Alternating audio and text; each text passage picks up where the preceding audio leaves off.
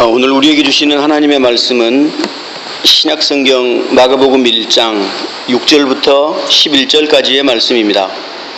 신약성경 마가복음 1장 6절부터 11절까지의 말씀입니다. 우리도 함께 화면을 보시면서 한 목소리로 오늘의 말씀을 낭독하시겠습니다. 시작. 요한은 낙타 털옷을 입고 허리에 가죽띠를 띠고 메뚜기와 석청을 먹더라.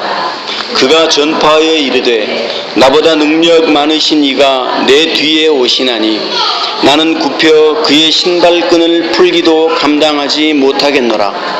나는 너희에게 물로 세례를 주었거니와 그는 너희에게 성령으로 세례를 베푸시리라. 그때 예수께서 갈릴리 나사렛으로부터 와서 요단강에서 요한에게 세례를 받으시고 곧 물에서 올라오실새 하늘이 갈라짐과 성령이 비둘기같이 자기에게 내려오심을 보시더니 하늘로부터 소리가 나기를 너는 내 사랑하는 아들이라 내가 너를 기뻐하노라 하시니라. 아멘. 오늘도 예배에 참여하신 여러분 모두에게 우리 하나님의 크신 은총이 함께 하시기를 바랍니다.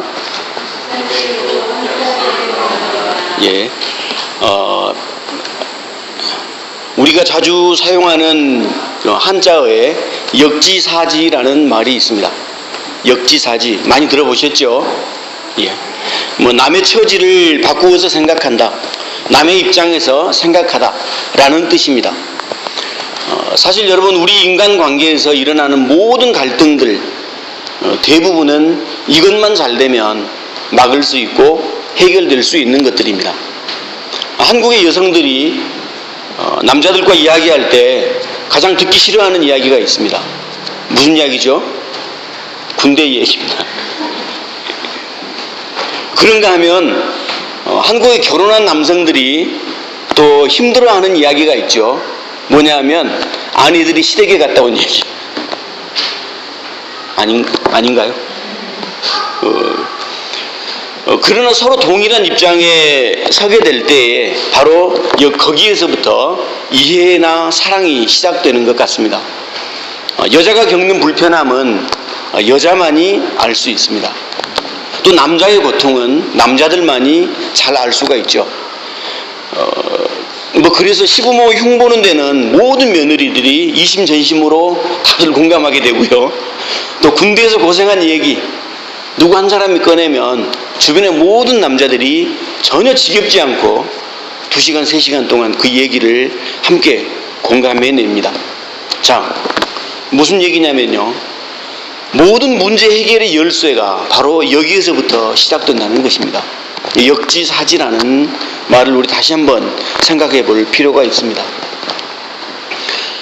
나라를 다스리는 대통령이 강제해직을 당해서 죽음의 위기로 몰리고 있는 해고 노동자의 가족의 입장이 되었을 때, 또 대기업 삼성의 회장이 그 회사의 반도체 공장에서 일하다가 백혈병으로 숨진 노동자와 그 가족들의 입장에서 봤을 때, 또 검사와 판사는 억울하게 감옥에 갇힌 죄인의 입장이 되었을 때에 모든 문제 해결은 바로 그곳에서부터 출발하게 되는 것입니다. 자, 마가가 우리에게 전하고 있는 복음이 바로 그것입니다. 예수님은 복음을 전하신 것이 아니라 마가가 바라봤을 때 예수는 어떤 분인가? 복음을 전하신 분이 아니라 친히 몸소 복음이 되셔서 이 세상에 사셨던 그 삶이 바로 예수였다라고 전하고 있는 것입니다. 요한은 그래서 예수님에 관해서 이렇게 이야기를 합니다. 마가복음 1장 7절부터 8절입니다. 나보다 더 능력 있는 이가 내 뒤에 오십니다. 나는 몸을 굽혀서 그의 신발끈을 풀 자격조차 없습니다. 나는 여러분에게 물로 세례를 주었지만 그는 여러분에게 성령으로 세례를 주실 것입니다. 자, 저 문장을 한번 압축시켜 볼까요? 첫 번째는요, 그분은 나보다 능력이 있으시다. 이게 하나의 문장으로 압축할 수가 있죠. 두 번째입니다. 두 번째 문장은 꽤 길게 이렇게 적어져 있습니다. 나는 몸을 굽혀서 그분의 신발끈을 풀 자격조차 없다. 이 말은 무슨 말일까요? 자, 신발끈을 풀어주는 사람, 또 그 섬김을 받고 있는 사람과의 관계는 일반적으로 어떤 관계죠? 주종 관계죠. 주인과 정우 관계. 한마디로 상대적으로 지체 높은 사람과 또 그렇지 못한 사람의 경우를 들어서 이야기하고 있습니다. 그렇다면 저 문장은요, 그분은 고귀하고 높으신 분이다 라는 말로 압축할 수가 있죠. 자, 그렇다면요, 이 앞에 두 문장을 짧게 압축을 시킨다면 내 뒤에 오실 그분은 나보다 능력이 있으시고 나보다 높으신 분이다 라는 짧은 문장으로 압축할 수가 있겠습니다. 자, 그런데요, 내 뒤에 오시는 바로 그분이 요한보다 능력 있고 높은 분이라는 증거가 무엇일까요? 증거. 무엇 때문에? 자, 국어 시간입니다. 그 해답이 저 성경 구절에 있습니다. 지금 한번 찾아보세요. 뭐 때문에 그렇죠? 뭐 때문에 그분이 나보다 높고 나보다 능력 있다는 말이죠? 뭐 때문에? 나는 여러분에게 물로 세례를 주지만 그분은 뭘로 세례를 준다고요? 그렇죠. 그분은 성령으로 세례를 주기 때문에 나보다 높고 나보다 능력 있으신 분이라는 겁니다. 이것이 바로 예수님에 관한 요한의 증거의 핵심입니다. 요한은 여기서 능력 있으시다, 높으시다 라고 하는 말의 초점이 모두가 다 성령 세례로 모아지도록 전달하고 있는 것이죠. 자, 드디어 예수님이 요한과 그에게 세례를 받으러 구름대같이 몰려온 사람들 앞에 나타나셨습니다. 그리고는요, 다른 사람들과 똑같이 줄을 서서 예수님이 요한에게 세례를 받으셨습니다. 자, 여기서 우리는 한 가지 질문을 해볼 수가 있죠. 요한이 사람들에게 베푼 세례는 회개를 촉구하는 세례였습니다. 자, 그런데 죄가 없으신 예수님께서 왜 요한에게 세례를 받으셨을까요? 여기서 아주 중요한 뜻을 우리에게 주고 계십니다. 무엇보다도 예수님의 세례는요, 인간의 운명과 내가 지금부터 함께 하시겠다라고 하는 주님의 선언이었습니다. 거룩하신 하나님이셨지만 스스로 죄인의 몸을 입고 죄인의 처지가 되셨다는 겁니다. 돌을 던지는 심판자의 입장에 있지 않고 함께 돌을 맞는 피구석에 너희들과 함께 내가 서겠다라고 하는 의미였습니다.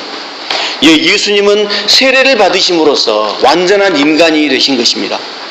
이제는 저 멀리 하늘 위에서 하나님의 입장에서 너는 이게 잘못이다, 너는 이게 잘못이다 하고 문제를 푸는 것이 아니라 인간의 입장에서 문제 해결을 위해서 함께 고난하고 함께 고민하고 생각해야 할 그런 처지가 되신 것입니다. 바로 역지사지죠. 하와이에 가면은요, 몰로카이 군도라고 하는 그 섬이 있습니다. 이 섬은 오래전부터 나병 환자들의 수용소로 사용되었습니다. 약 800여 명의 나병 환자들이 세상과 격리된 채 이 섬에서 쓸쓸하게 죽어갔던 것이죠. 그런데 이 섬을 자원해서 들어간 사람이 있었습니다. 다미엔 신부라고 하는 분입니다. 바로 사진 왼쪽에 보면 지금도 그 섬에 다미엔 신부의 그 묘비가 세워져 있습니다. 파더 다미엔이라고 보이시죠? 예. 그리고 오른쪽의 사진이 다미엔 신부가 저 섬에 처음 들어갈 때 당시의 나이가 33이었다고 합니다. 그때 당시의 얼굴입니다. 자, 33살의 젊은 나이에 하나님의 부르심을 받고 그 부르심에 순종해서 몰로카이 섬에 들어가서 800명의 나병 환자들과 함께 생활하면서 정성을 기울여서 그들을 돌보고 복음을 전했지만 나병 환자들은 쉽게 마음을 열지 않았습니다. 그게 몇 년 동안 계속되었습니다. 그들을 돌보고 하나님이 당신을 사랑하십니다 라고 복음을 전할 때마다 나병 환자들의 입에서 돌아온 반응은, 신부님, 당신은 몸이 건강하니까 그런 말을 하시죠. 몸이 건강한 사람은 얼마든지 동정심에서 그런 말 할 수 있지 않습니까? 라고 대답하는 것이었습니다. 몇 년 동안 답답하고 안타까웠던 다미엔 신부가 어느 날부터 이렇게 기도하기 시작했습니다. 주님, 저에게도 저들이 앓고 있는 나병을 허락해 주십시오. 이렇게 기도한 거죠. 약 10년이 지났습니다. 어느 날 사역을 마치고 숙소에 돌아와서 피곤한 몸을 이제 따뜻한 물로 샤워를 하려고 물을 끓였죠. 물 끓인 물을 들고 가다가 잘못해서 신부님이 그냥 자기 발에 부어버렸습니다. 근데 깜짝 놀랐습니다. 발에 감각이 없는 거죠. 이게 웬일이지? 하고는 자기 몸을 구석구석을 유심히 살펴보았습니다. 그때 이 신부님이 깜짝 놀라고 말았습니다. 드디어 나병이 자기 몸에도 발병한 것이죠. 자, 나병이 자기 몸에 발병했다는 것을 알고 다미엘 신부는 그 자리에서 무릎을 꿇고 주님 감사합니다, 이 기도를 드렸다고 합니다. 그리고는 돌아오는 첫 번째 미사에서 다미엘 신부가 그 나병 환자들에게 설교한 그 설교 첫 머리가 이렇게 시작합니다. 형제들이여. 비로소 신부가 그들과 하나됨을 느꼈던 것이죠. 형제들이여, 나도 여러분과 똑같은 나병에 걸렸습니다. 내가 여러분을 사랑하듯 하나님도 여러분을 사랑하십니다. 그때부터 나병 환자들이 다미엘 신부의 사랑을 진실로 받아들였고요, 복음을 받아들이기 시작했습니다. 다미엘 신부에게 있어서 이 나병은 다른 사람의 문제가 아니라 결국 자신의 문제가 되었던 것이죠. 예수님께서 이 땅에서 복음을 전하신 것이 아니라 복음 그 자체로 사셨다는 말이 바로 이 말입니다. 여러분, 예수님께서 세례받고 나셔서 가장 먼저 하신 일이 무엇입니까? 바로 광야에 가서 사탄에게 시험을 받지 않으셨습니까? 예수님은 이제 사탄을 다스리는 위치가 아니라 똑같이 사탄의 공격을 받는 인간의 위치에 서신 것이죠. 여러분, 문제 해결이 바로 여기에서부터 시작되는 것입니다. 자, 그런데 예수님의 세례 받으시는 장면에서 특이한 현상이 일어났습니다. 1장 10절에서 11절입니다. 곧 물에서 올라오실새 하늘이 갈라짐과 성령이 비둘기같이 자기에게 내려오심을 보시더니, 예수님께서 세례를 받고 물에서 나오실 때 하늘이 열리고 성령이 비둘기같이 예수님에게 임한 것입니다. 쉽게 말하면 성령 세례를 받으신 것이죠. 세례 요한의 예언처럼 자신이 사람들에게 베풀게 될 그 성령 세례를 본인이 먼저 받으신 것입니다. 자, 여러분, 신앙생활을 하면서 가장 이해하기 힘든 부분 중에 하나가 바로 이 성령 세례라고 하는 용어입니다. 여러 가지의 해설들이 많죠. 특히 이 성령 세례라는 용어는 열광주의에 가까운 교회들에서 아주 많이 사용하는 용어입니다. 그래서 물 세례 또 한 번 받고 반드시 성령 세례를 받아야 한다 라는 식으로 성령 세례를 이해합니다. 자, 여러분, 요한이 베푼 물 세례는 회개의 세례라고 그랬죠. 그래서 사람들을 요단 강물 속에다가 완전히 밀어넣었다가 다시 빼내는 의식입니다. 사람을 물속에다 완전히 집어넣는 것은요, 죽음을 의미합니다. 죄된 육신이 죽고 다시 나오는 것은 새로운 삶을 의미하는 것입니다. 그래서 요한의 물세례는요, 개인과 사회의 개혁에 바로 그 방점이 찍혀져 있습니다. 누가복음을 기록한 누가는 그것을 구체적으로 설명합니다. 요한은 세례를 베풀러 온 사람들에게 이렇게 말하죠. 두 벌 옷 있는 사람은 없는 사람에게 나누어 주어라. 먹을 것이 좀 풍부한 사람도 역시 그렇게 없는 사람과 나누어라. 세리들은 뇌물을 받아서는 안 된다. 군인들은 너희들이 받는 봉급에 만족하고 백성들의 것을 강탈하려고 하서는 안 된다 라고 말하고 있습니다. 즉, 세례 요한이 베푼 물세례는 죄의 사함을 받았다는 의미가 아니라 세례를 받음으로 내가 죽고 다시 살아난 그런 것과 같이 내 삶이 새로워져야지 라고 하는 개인과 사회의 윤리적인 변화를 의도하는 것이었습니다. 자, 그런데요, 성령 세례는 이 물 세례와 조금 달라서 모호해집니다. 손에 잘 잡히지를 않습니다. 물은 눈에 보이지만 성령은 눈에 보이지 않기 때문이죠. 성령 세례는 한마디로 성령을 받는 것입니다. 성령의 능력에 사로잡히는 것입니다. 성령과 연합하게 되는 것입니다. 자, 물 세례가 앞에서 말씀드린 대로 개인과 사회의 윤리적인 변화를 가리킨다면 성령 세례는 철저하게 영혼의 변화를 가리킵니다. 물 세례는 그래서 표면적인 변화이고요, 영혼의 변화는, 성령 세례는 내면적인 변화를 가리키는 것입니다. 표면적인 변화는 눈에 확 드러납니다. 행동이 변하니까요. 하지만 내면적인 변화가 여러분 눈에 드러납니까? 드러나지 않습니다. 그런데 희한하게도요, 사람들은 성령 세례를 표면적인 변화에서 찾으려고, 또 표면적인 변화에서 확인을 하려고 예를 씁니다. 그래서 성령 세례 받았다라고 하는 그 내적인 변화, 존재의 변화를 어디서 발견하려고 하냐면요, 사람들이 교회 생활하는 모습에서 발견하려고 합니다. 그래서 주일 성수를 힘쓰고 헌금 생활을 열심히 하고 교회 봉사를 열심히 하고, 더 나아가서는요, 성령 세례의 증거를 방언이라든가 신유라든가 그런 특수한 은사에서 찾으려고 합니다. 여러분, 안타깝지만 이것은 성경에서 말하는 성령 세례와 크게 빗나가는 것입니다. 여러분, 성령 세례를 통한 영혼의 변화는 사람의 본질이 변하는 것을 가리킵니다.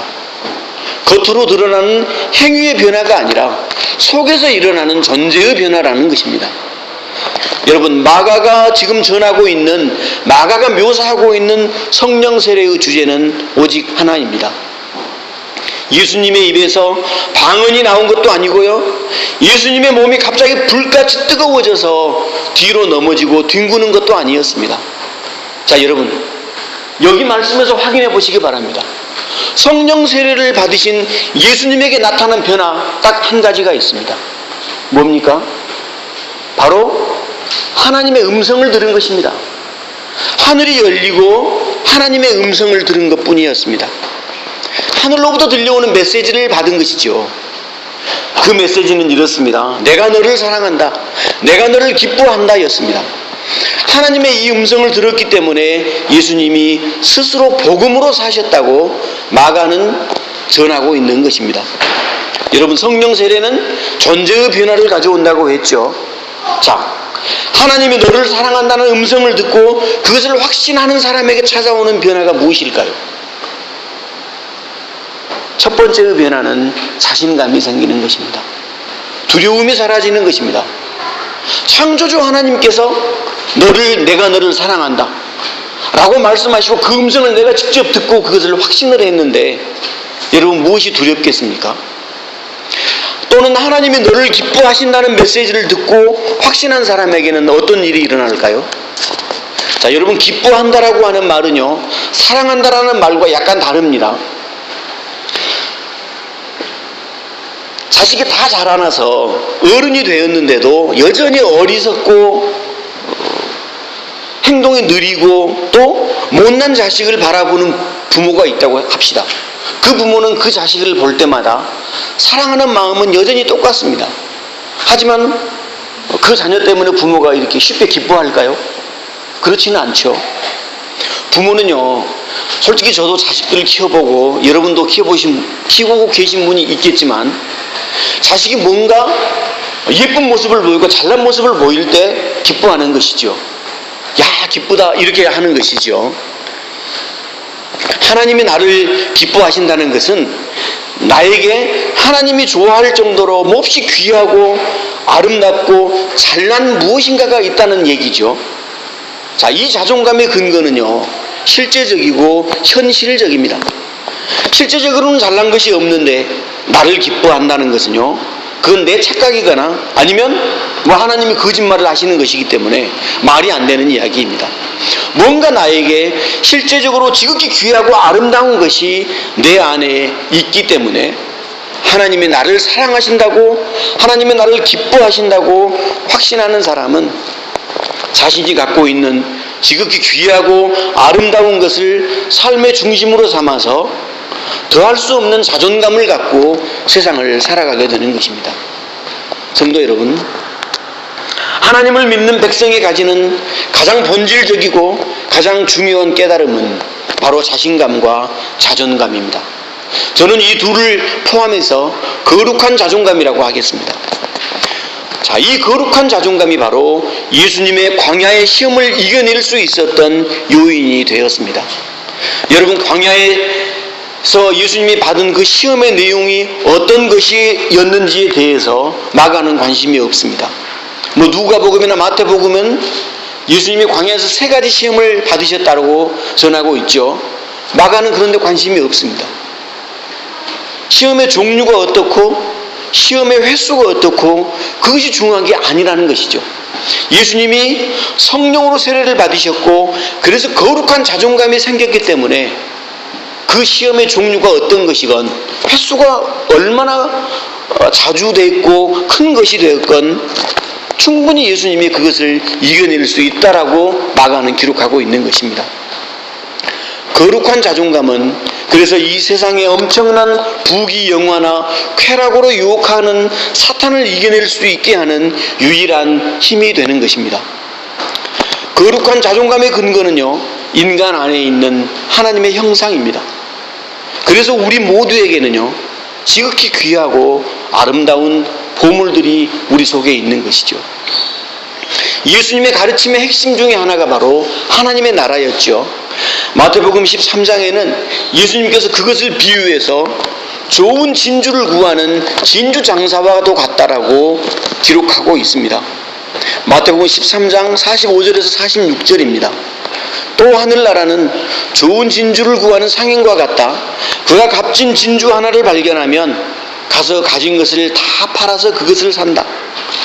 여러분, 값 비싸고 귀한 진주 하나를 얻기 위해서 자신이 가진 모든 소유를 팔아도 아깝지 않는 그 진주 장사처럼요, 우리 속에 있는 하나님의 나라 또한 하나님 보시기에는 당신이 가진 모든 소유를 다 합친 것보다 더 귀하고 값진 진주라고 여겨주시는 것입니다.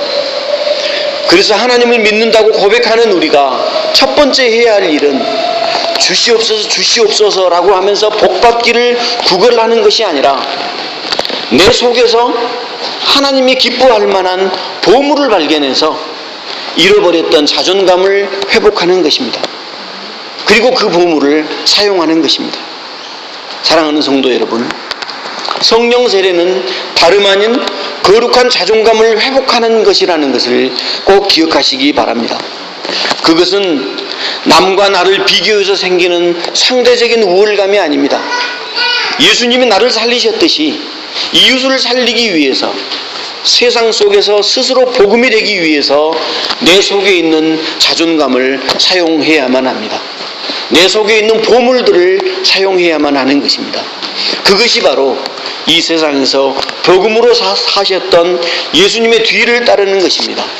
이 말씀을 기억하시면서 저와 여러분도 세상 속에 나가서 세상을 기쁘게 하고 세상을 살리는 일에 기꺼이 복음으로 사용되어지기를 주님의 이름으로 축원합니다.